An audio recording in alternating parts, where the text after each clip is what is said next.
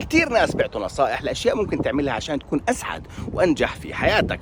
كل منيح، نام بكير وفيق بكير، تغطى منيح، أشياء كتيرة. في أشياء بتزبط وفي أشياء بتزبطش. اليوم راح أعطيكم تمرين بأكد لكم إنه راح تصيروا أسعد وأنجح في حياتك.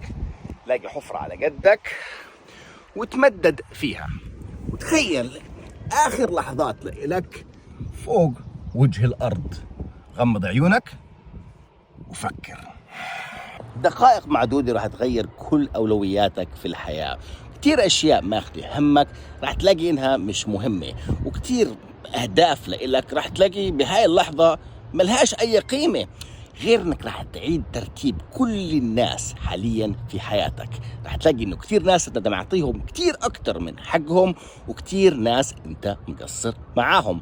وتنساش، راح تلاقي ارتباطك مع ربنا حيصير أقوى بكتير.